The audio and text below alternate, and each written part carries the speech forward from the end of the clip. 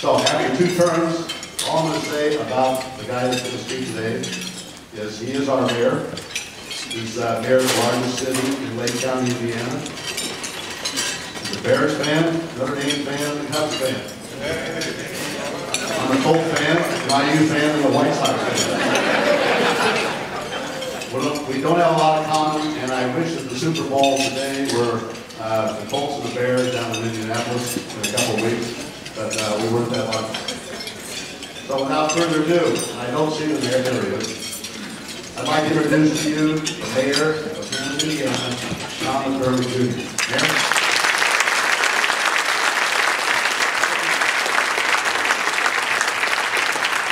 Thanks, Dave. Thanks for pointing out how pathetic my sports teams are. Cubs fan, Notre Dame fan, Bear fan. In other words, I'm very angry this year.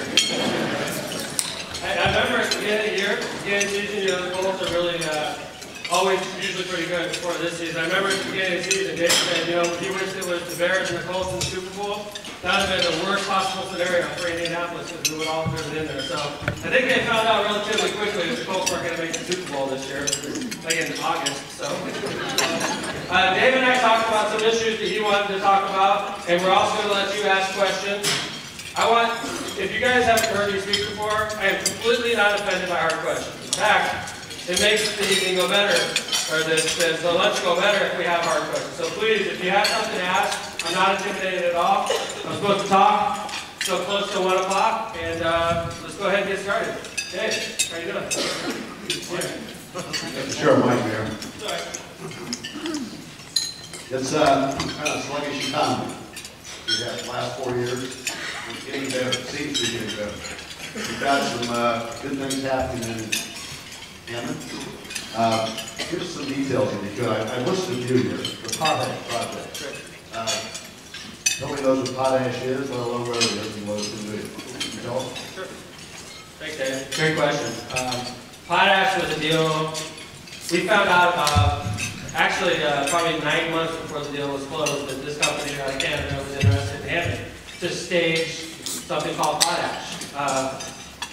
Potash is a fertilizer. Phil, this is Phil Taylor. He's head of plant development. What is potash exactly? It's like a potash, right?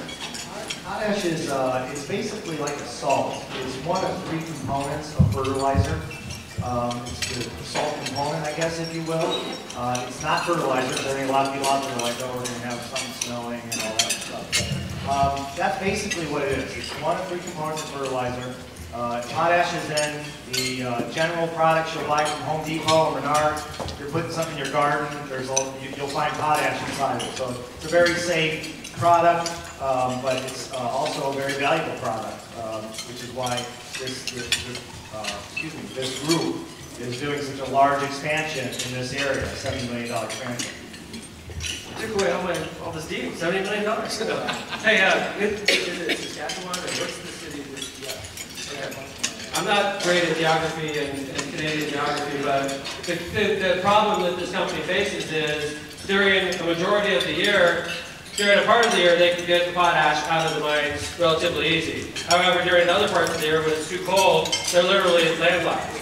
And what they need to do is during the periods of time they can get the potash out, is to get as much out as possible and to stage it in the warmer areas. And yes, this is a warmer area compared to where they live.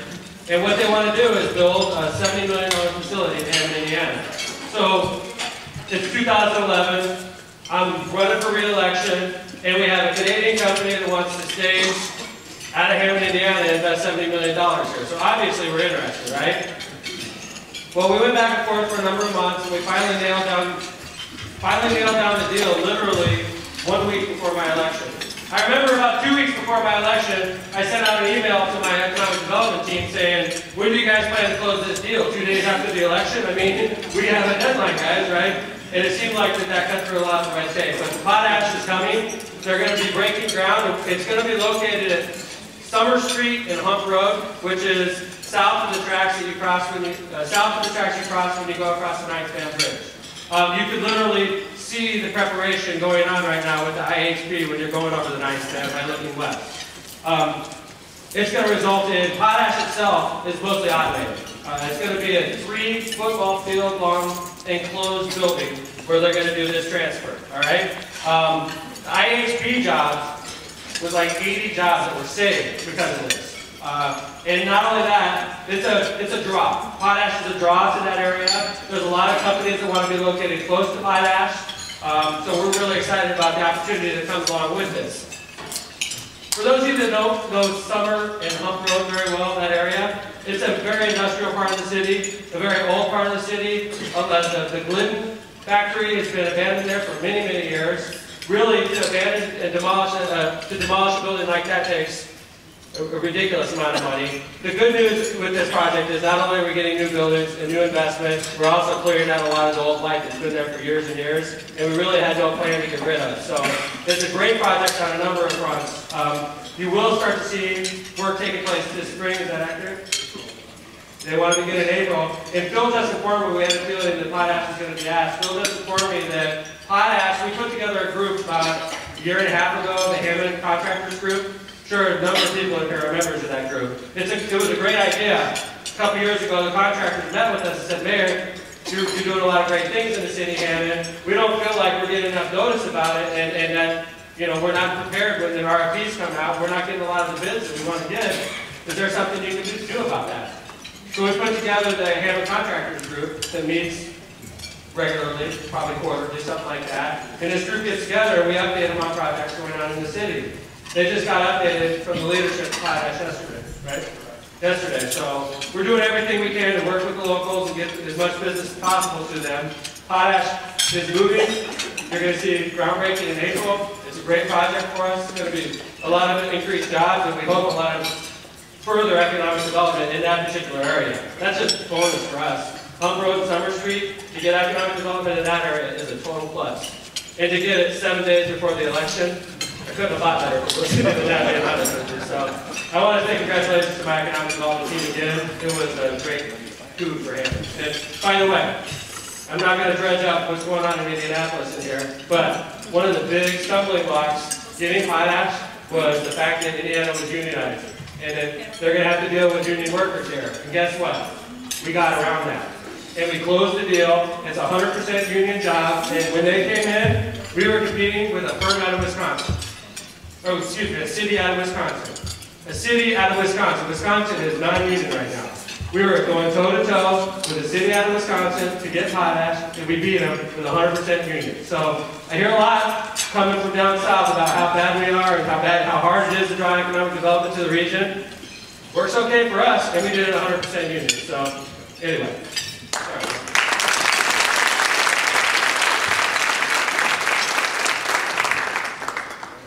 Did you say, Bill, that's where you're over the hump then? Hump Road? I wouldn't say that. You've never been on Hump Road, there's not a hump in it.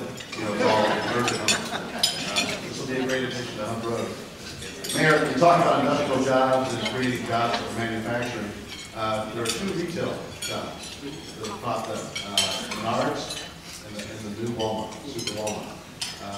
Highlight some of that, because people often say, well, retail jobs don't mean anything. That is bunk. Let me tell you, retail jobs mean a lot. They contribute maybe second jobs to a family income, and but more importantly, the environmental side. Thanks, Dan. I hear the same thing a lot.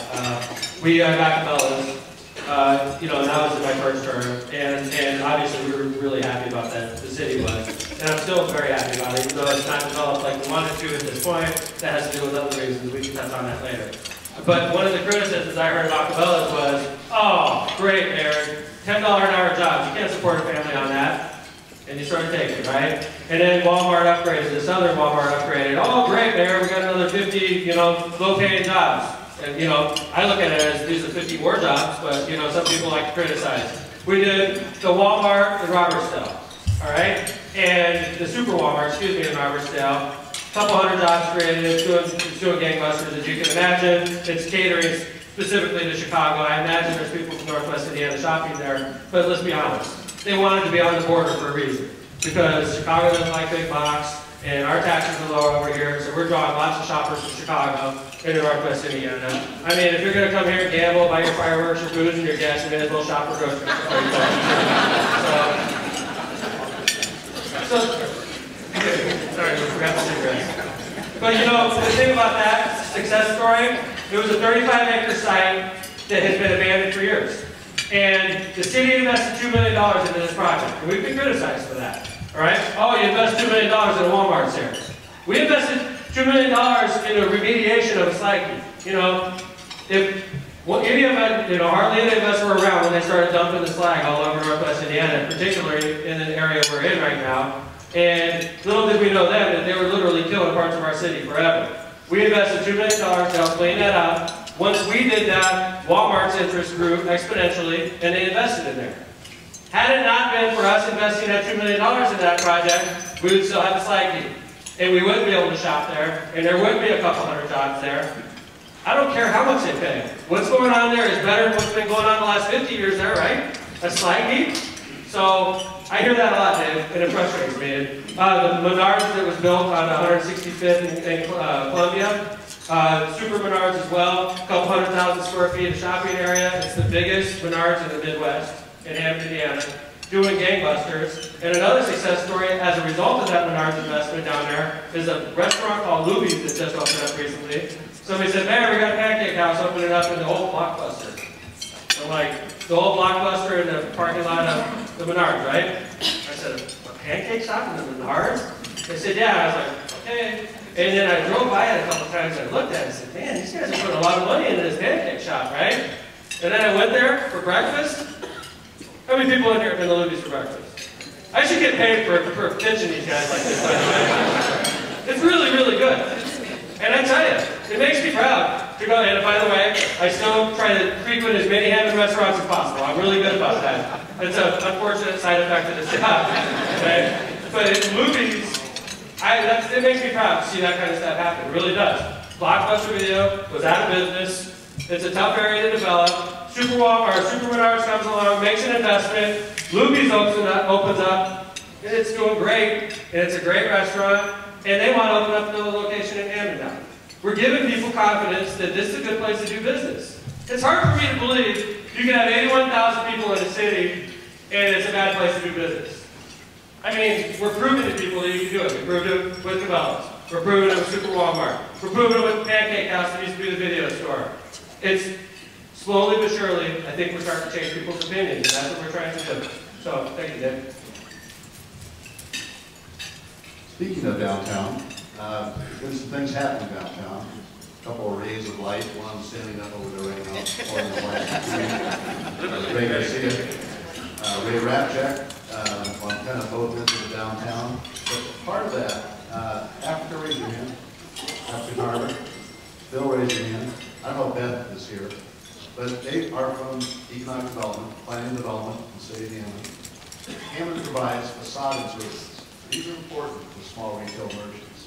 You can redo your front of your building, get paid up to half, not sure what the dollar amount is. Is it 100,000, 200,000? Maybe half. But nevertheless, it's money that can go to a small business, help them redo a facade. Here, talk about gold blast in the downtown site and what's happening with some of those. And maybe you can go to the city halls. First off, this isn't anything that we started. It was actually started under Mayor Diebler's administration, a program called Facade Rebate. We took the ball where Mayor Diebler left off, and I think the program is just as strong as it was under him, and maybe even more so because financially we started putting more and more money into the program. When I first heard about the Facade Rebate, it made sense, but I didn't realize the scope that we could change neighborhoods until we did a project on the boulevard. Collision damage experts. What was the old Dodge building? Neil's Dodge, right? The old Neil's Dodge went out of business shortly after I took over as mayor. It's a big, it's on the 71, 7200 block of the boulevard. It's a big building. It was conspicuously vacant. And you start, of course, when you're mayor, you start getting lots of questions about what happened to Neil's, what are you going to do about Neil's? And you know, it's scary. You know, car dealerships are shutting down everywhere, and you get into this mode where it was a car dealership, it's probably going to have to be a car dealership, right? And then along comes collision damage experts, worked with our economic development staff, came up with a number for facade rebate, and I remember driving by looking at this building, and they just started to change the look of the building, which is exactly why you have facade rebate program. the facade rebate program is city will invest money to make your building look nicer. Okay? I'm not going to invest facade rebate money so you can redo your electricity on the inside, or you can redo your plumbing, because that doesn't help us. But if you fix up the outside of your building, that helps us in the city of Hammond because it changes people's perception.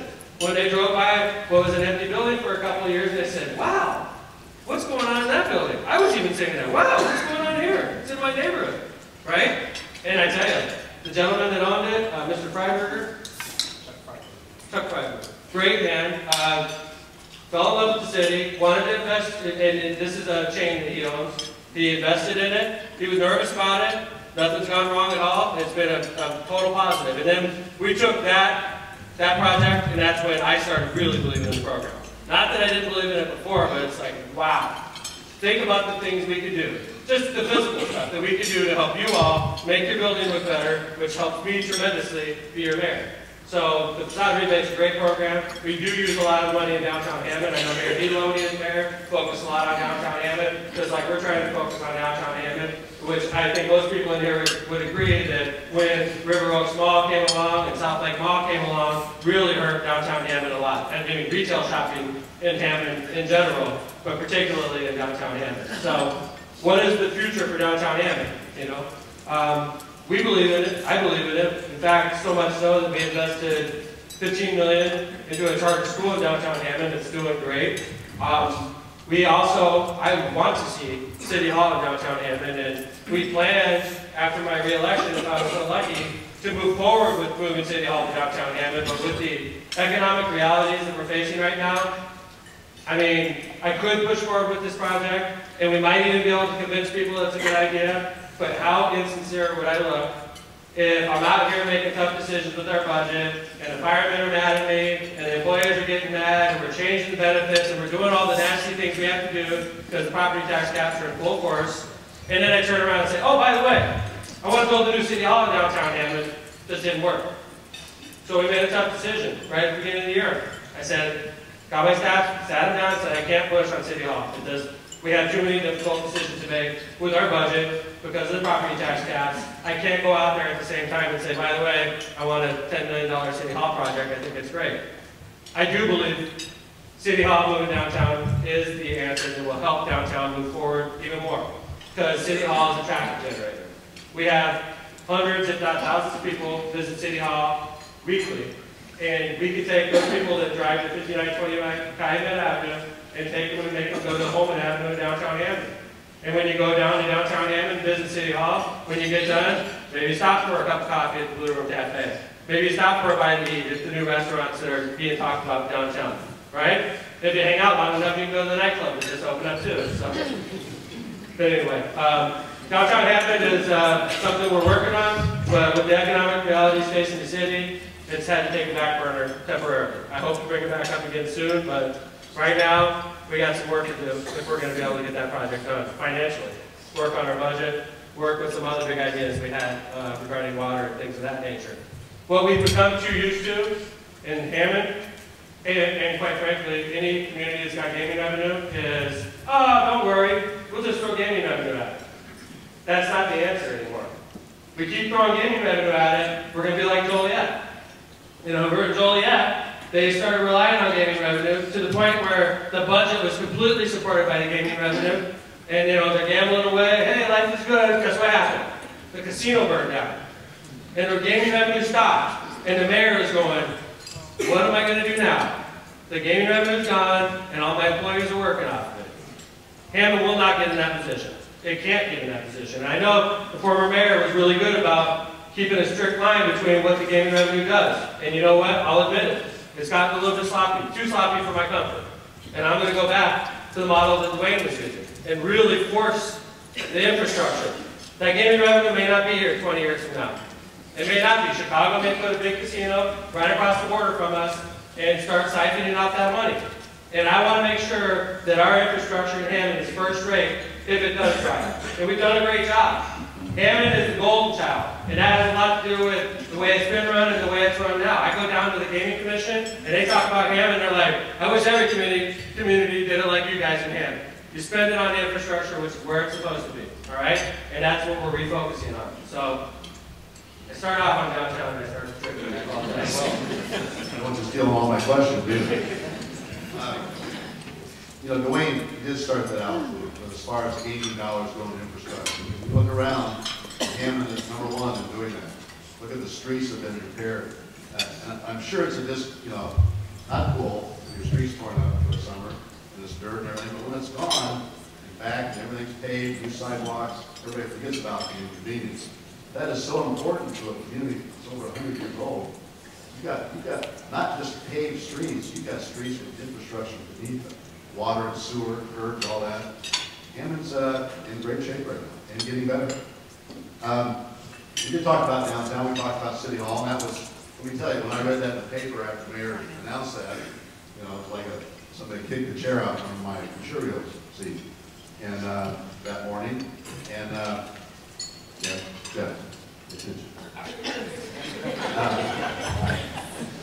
that's a big project for us as a chamber. You know, we've looked at that for a long time. You know, Tom Dabbers and I have talked about that a lot, about what are the possibilities of bringing everybody together downtown. It's a great idea. It's a great idea that has to be pursued, and it will. But when the mayor was looking at that budget, a lot of tough things have to happen. And so let's not have a softball question, Mayor. Let's talk about the impact of 321. And everybody who voted for the tax caps in here, raise your hand. Come on. Kyle, no kidding. Wait, one person voted for the residential tax caps. Let me see your hand. You're the only Irish one. You get a free lunch. Rest of you are all Irish. It overwhelmingly was passed by the state. 1% cap on your residential homeowners on your tax. Man, you wouldn't want that. I love listening to WJOP and people say, well, wait a minute, you know, they're cutting fire, you know, public safety, cutting police, which is 80% of a mayor's budget. And I shouldn't be answering this, but no, you talk about the 321 cap and the impact it's having. Thanks, Dave. And Dave's right. The tax cap passed. The constitutional referendum passed almost 75% of the vote. So even though Lake County has a tendency not to vote like the rest of the state, I would safely say 50% of the people in this room did vote for the tax caps. And I don't want you to identify yourself because my public servants will start throwing things at you. So with the tax caps, I mean, it's hard. It was hard for me to go against them at the time. You know, you saw it's a tidal wave of support. And you're not going to get out in front of a tidal wave and say, wait, how are we going to fund police and fire? They'd say, you're just trying to scare people, Mayor, and the tidal wave would keep going. I tell you, I'm an avid user of Facebook, and I look at my Facebook. I don't look at other people's Facebook. I have a lot of friends, but my Facebook, I look at it like an education tool. I like to try to read newspapers from around the state, put stuff up there that sort of hits home what's going on here. And I tell you, I've been putting a lot of things on there lately about satellite branches shutting down, and people are angry because the libraries are shutting down, and public services are being cut, and some communities are turning off every other street light, and everybody's doing everything they can to say. And I always say this, you know how to tell, because when you're on your side, how do you know if we're telling the truth? Okay? Rhetorical question, don't answer, please. How do you know? Because you're always skeptical. You say, Mayor McDermott, you got to cut your budget. I say, I got nothing left to cut. And you're looking at me like, get out of here, you got nothing left to cut. How do you know when a mayor has nothing left to cut? I'm going to tell you. It's an easy, simple rule. When you start touching police and fire, you got nothing left. If I'm touching police and fire, I got nothing left. I went 8 years without laying off a police officer or a fireman in the city of Hammond. 8 years. And that is 75% of our budget. Easy. Maybe even more. All right? So what's happening to the other 25% while you're protecting the other 75%? Gary Gleason, can you stand up real quick? I want to embarrass you. This is my street commissioner. Can you give him a big round of applause for doing a great job? Gary's one of my department heads. He's been with me from day one and helped me get elected. I appreciate that. Sorry to say that in front of the former mayor. So. Gary, how many people have we laid off in your department since I've been your mayor? 26. Percentage. 40%. This is the truth. 40% of your workers with January 1st, 2004 to today, right? Is Pat here? Let's see. Pat's not here? Oh, Donna's here. Donna Mula, a former co-host on WJOB. How you doing, Donna? In her new position, she doesn't get the microphone very often, so. How many have we got in the park department since January 1st, 2004? We went from 145 to 71, that's approximately 51%. Okay, so I guess what I'm trying to point out is, what happens to the other 25% when you're not touching the other 75%? That's what happens. How do you know when when the mayor has no fat left? You start touching police and fire. This is a hot issue at hand right now because we have 4 aerial trucks and I chose not to man one of them.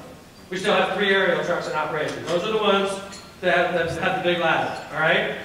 These are the trucks that go out third.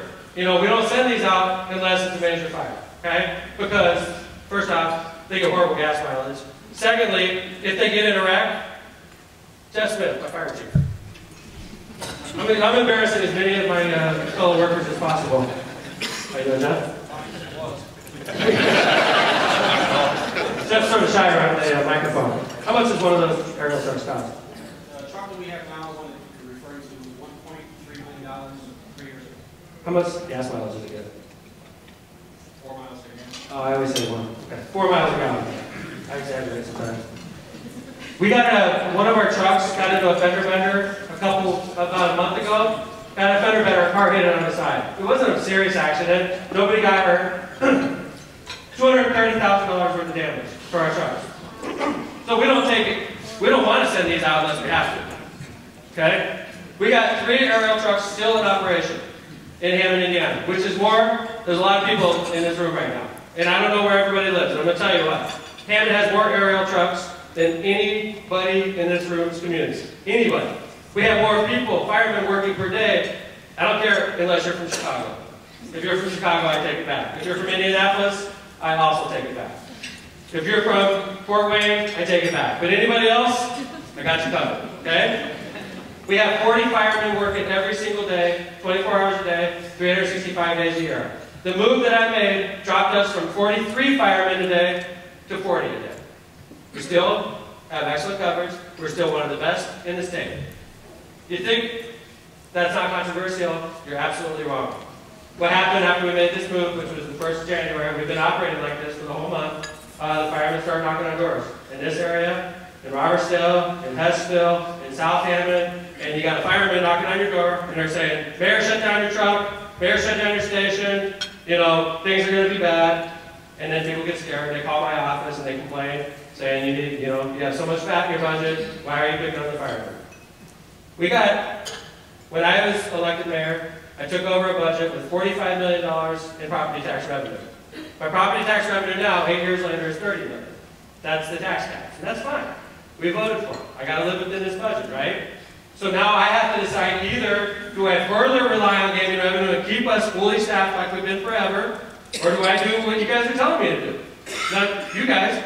The whole state is saying, get under these tax caps. We want to limit property taxes. And we're doing it.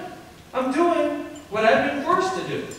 And I'm being vilified by the firemen in this case, but it's not going to stop there because the cuts, we're not even close to where we have to be. I see Mike Repay sitting in the front row. He knows this. Lake County Council. This is not an easy time to be in government. And you know, I see Linda from the Hammond Library. Hammond Libraries have to shut down 2 satellites, right? Excuse me, I'm sorry. 2 branches also. Property tax caps. Thank you. So what I've been doing on my Facebook is putting up reminders to people that, first off, Hammond's not the only city that's going through this.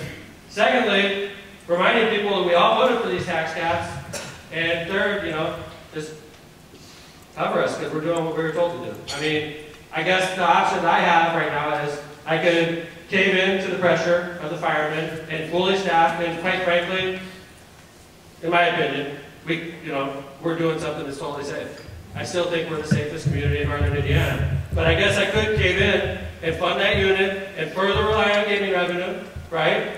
And then take the chance that something catastrophic will happen. So it's a tough situation. I don't know if I answered the question the right way or not.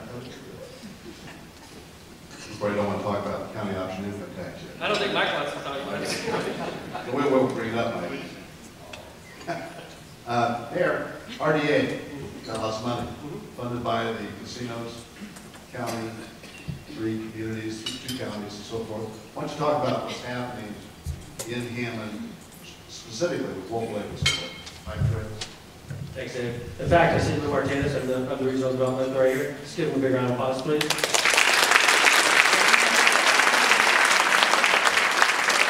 The RDA was put together by Governor Daniels, and it's something I think was an excellent move on his part. I really do. And we don't compliment each other very often. He's complimented me a couple times. I've complimented him a couple times. The RDA was a good idea. I said earlier, in Lake County, one of our problems is we're all broken up into different pieces, and we all have different agendas. Even just in Hammond, we have school board has an agenda, Civil City has an agenda, the library has an agenda, the township has an agenda, the county has an agenda. That's just in Hammond. Sanitary district, water department, that's just in Hammond. 7 different agendas, just in one city. And you magnify that across the entire county, right? So what's the RDA? Why did they create the RDA? I think the reason they created the RDA is they want us to start thinking like a region. The Regional Development Authority, right? Lou, am I hitting on something here? Keep going. These people that are on this board, I'm going to call you on, I'm going to call on you. The people that are on this board are all ambassadors of their communities. And the people are big thinkers. They don't get on there and they're not talking about petty things, they're talking about big things that can help the region. What is the RDA responsible for? The Gary Airport, which is a regional project. It's Gary driven, but it is a regional project. The South Shore expansion. Okay, let's move on. Because I don't know if that's going to happen, but we'll see. Buses. A lot of people like to forget about this. It is in the language. Buses, Regional Bus Authority was created under the umbrella of the RDA. Okay, Marquette Greenway Plan, which is what's helped Hammond out a lot. I'll cover that in a second. And then the other catch-all, unidentified economic development projects. I think we'll hear more about that in the future as well. Okay. However, what we've really noticed RDA spending a lot of money on, which is something I'm a big believer in Hammond, is parks in the Marquette Greenway and expanding that vision. They've done a great project in Portage with Lakefront Park. Anybody in there seen Lakefront Park in Portage? Beautiful. Great job. From what I understand, I don't remember what it was before, but I can tell you now it's amazing. Did Garrett do that? No? Oh, too bad. I was trying to give you a plug. Okay. Further closer to home, they're doing Marquette Park. They're doing it in Gary, under the Marquette Greenway. In Hammond, part of the Marquette Greenway vision was something we did early on. We made Wolf Lake part of the Marquette Greenway before the RDA was even created. I just said, okay, Wolf Lake will be part of the Marquette Greenway. Well, then the RDA gets created, and they said we can spend money on the Marquette Greenway, and we're saying you can spend money on Wolf Lake with the RDA. So what do? We put together a great team. We approached the idea, our RDA, with a great vision. The vision was for completely renovating this part of the city, building more bike paths, connecting them together, upgrading our parks, restoring the shoreline, cleaning up the lake. We built an amphitheater, and we're not done yet. Everything you see north of 129th Street that's new, the splash pad, the amphitheater, Forsyth Park, if you haven't been in there, it's amazing now. This was RDA money. That bike trails that are all connecting up to each other in Robertsdale, RDA money. I'm a big fan of the RDA. I think it is a great idea, and we've got more out than we put into it, but that's going to change in a couple years. And we'll be in deeper than we've gotten out, but I tell you what, Lou knows this because we talk all the time, the RDA is one of the best things going in Northwest Indiana right now, and we need to support it. I think it's only got a 10-year life originally, right? This is a good thing. It's been good to Hammond, it's good for the region, and I think it's a lot of our answers. It's the one big thinking board. It's not delving into the petty city and town issues. So a lot of the stuff you see going right now in Hammond, north of 129th, is the RDA project, and it's not going to stop there. The big bike trail bridge, it looks like Klein Avenue. I get asked that question all the time. You know the bridge on the boulevard? Goes over New York, and it looks like we should have just built that as a Klein Avenue bridge. That would have taken care of a lot of problems. That's a bike trail. And I always say this, it links Hammond's bike trail system up to Whitey's bike trail system. That bridge. And I always tell the RDA, they can steal my idea, and I'll just tell people it was my idea. Use that as your symbol for the RDA. Bridging 2 communities' bike trails together, isn't that what it's all about with the RDA? Bridging communities together? I tell you, the RDA's been good whiting. All the improvements they've done along 119th with all the baseball fields and everything. The RDA is a good thing. We got good people running it, and we need to support it. I mean, the big thinkers need to support it because it's the type of thinking we need in Northwest Indiana. So do it? Say aye.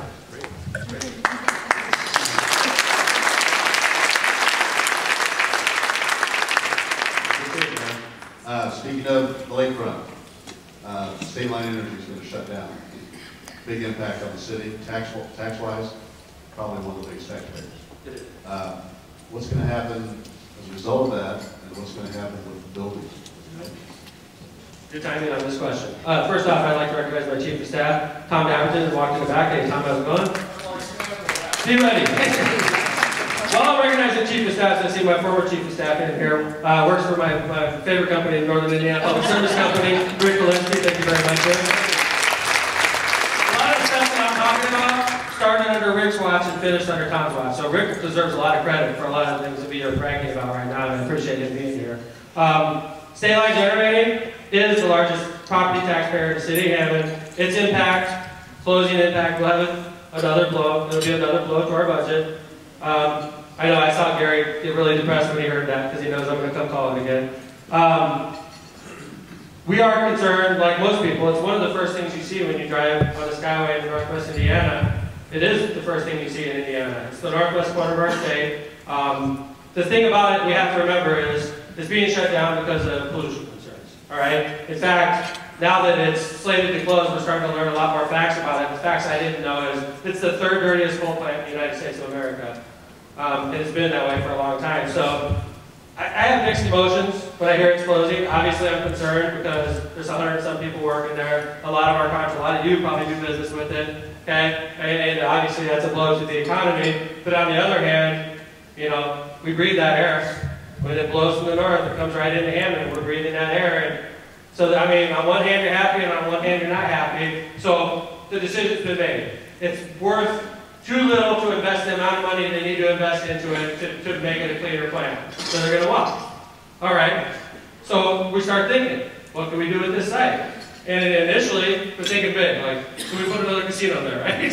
Because that would be my first choice. But and then, you know, we talk about other things. You know, can we do like a shopping area? You know, where people would go. And we saw some plans that they did in Baltimore with a power plant that they turned into. They left the power plant shell there, and they turned it into a shopping mall, so we started investigating that. And then I had some consultants come up to me with some big ideas about the whole space, that we could make it like a residential area. And then reality hit.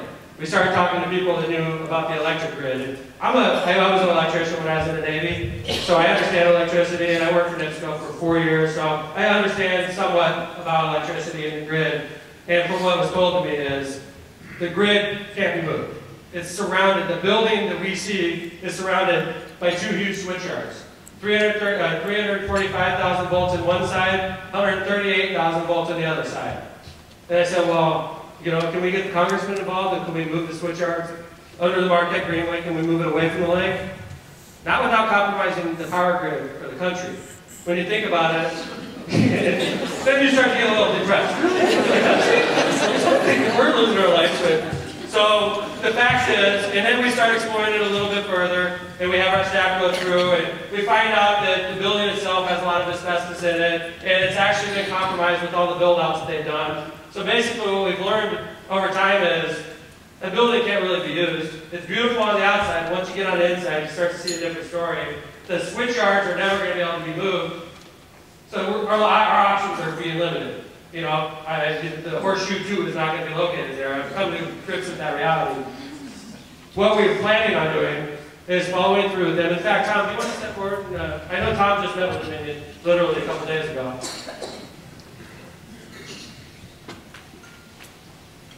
Thanks, Tom. Basically, we're still in negotiation with Dominion Energy, who owns the plant. They're the fourth owner. Everybody knows it as Commonwealth Edison, but it's been sold off a number of times. There is no final decision, but of course the city of Hammond is pushing very hard to make sure that the plant is demolished. The cost of demolition ranges anywhere from $5 to $20 million.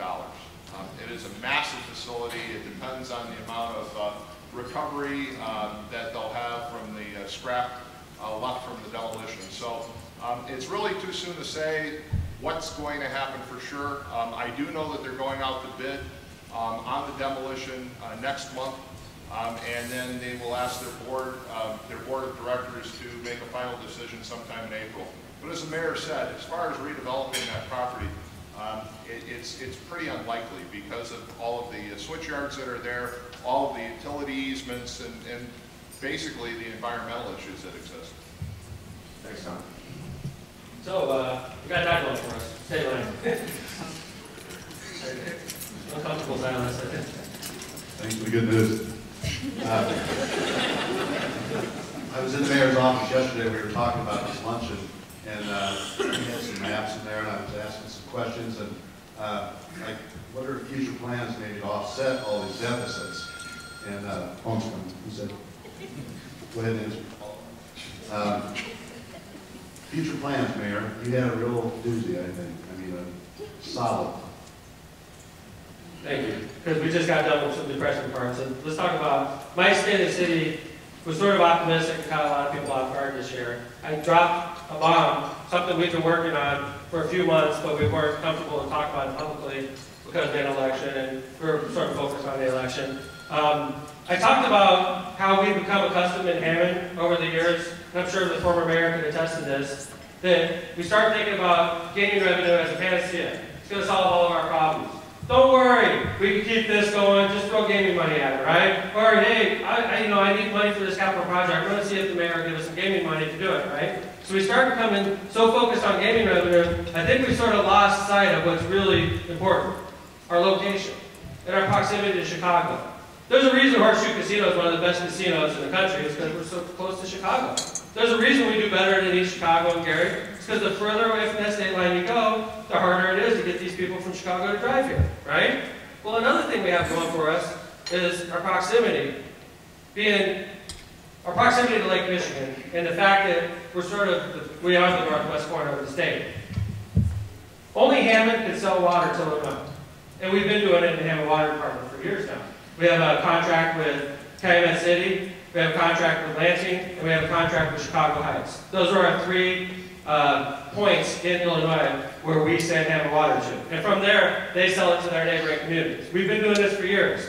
Calumet City's up this year, and so is Chicago Heights. We're negotiating contracts as we speak. Why is this important? Because when I sell water to Munster, I'm going to make Munster residents mad here. I sell water to Munster for 60 cents per 1,000 gallons. Munster takes your water and charges you, I think, close to $3 for that same water. Our hard work and labor and our taxes to pay for the infrastructure to get that water to Munster, it gets to you and gets jacked up by the town council, and they make money off of our water. I don't like selling water. We're regulated on what we can sell in Indiana. If I sell to Munster, the IURC sets our price. You can't sell it for over, in this case, 60 cents. If I sell to Highland, you got it regulated by the IURC. There's no regulation after it gets there. They can do with the water what they want. When I sell to Calumet City, there's no regulation. When I sell to Cal City, the only thing I have to compete with is Rahm Emanuel in Chicago, who pulls 1 billion gallons of water a day out of Lake Michigan and sells it to the entire Chicago suburbs.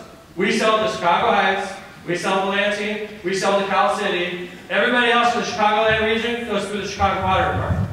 Guess what?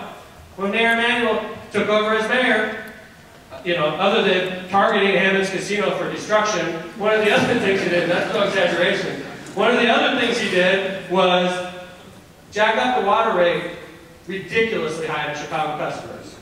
Chicago customers are paying $2.50 per 1,000 gallons as we speak. In 2 years, they're going to be paying $4 per 1,000 gallons. Hammond residents pay 55 cents. When I sell water to Munster, the IURC tells me I cannot go above 60 cents. Why? No offense, Munster. Why would I sell water to Munster at 60 cents when I can sell it to Cal City for $3? Right? Well, one of the reasons we will sell to Munster, and to Dyer, and to Highland, and to Griffith is because we have long-term contracts. And that's fine. We're going to honor our contracts. But what we're starting to do is eye these communities in Illinois and say, hey, we'll sell you water, and I'll sell it to you 25% cheaper than Mayor Emanuel. Only Hammond has this capability because of our location. We sell all the way down to Dyer. So for any other community in Northwest Indiana to get water around Hammond to Illinois, they'd have to go as far south as Dyer to get it over there. You can't go through one of our customers, they're limited. I realize what's important to Hammond right now. Gaming is important. Water is our future. I've talked to a lot of people that know what they're talking about. The Indianapolis Water Company just sold over to a utility for $425 million. And I'm not a banker, but I started doing calculations saying, if I took $425 million and put it in a bank account and made it impossible to touch that principle, like 9-0 council vote and the mayor has to be on the same page, which I think Councilman Markovich would tell you is nearly impossible. No offense, I pointed out Councilman Markovich, but so one person can veto you, right? 425 million earning 5%, 4%, 3%, you're talking $15, $16 million a year without touching the principle. Let me tell you as the mayor, I could use an extra $15 million in our budget right now. It's an amazing opportunity. I've talked to people that said, Mayor, you could get more than you got. Because only you have the opportunity to do what you need to do in Illinois.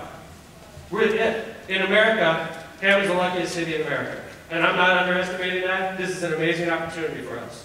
The gaming boats are great, but we're getting competition. I don't know if you guys noticed that. Gary wants a land base, that's competition. Chicago wants 2 casinos in our neighborhood. That's competition. Gaming revenues are doing this. Okay? It was up here when they opened the new boat. It's down here now. All right? I said, gaming, let's let it take its course. Let's focus on the future of the city. Now, granted, it's making a lot of people nervous. They're thinking, am I going to have to start paying $4 for water? I'm taking care of that. We're working on issues right now to try to protect the Hammond residents. I talked to the employees of the water department about how important they are and how this water company wouldn't be worth what it is without those great employees. So we do have things we're watching out for. But we're exploring this as we speak. I got smart people that do these types of mergers all the time, and they're saying, you can have a real big number if you do this the right way, Mayor. And it's funny, because Governor Daniels, when he did major moves, he got beat up by a lot of people, myself included, and we're sort of taking a page out of this playbook here. If we do this, I can tell you, if we got the kind of money we're talking about, Hammond would be set for years. And if we took a drop in gaming revenue, we could offset it with that interest we're getting from the water. This is something we're looking at. We haven't made a decision, haven't done anything legally binding, but we're looking because even though Mayor Emanuel wants a casino that's going to compete with us, I think he did us a big favor by raising the water rates like that. He did Hammond a big favor. So, good question. They were right on time. You're good. You're great. How about a big hand for me?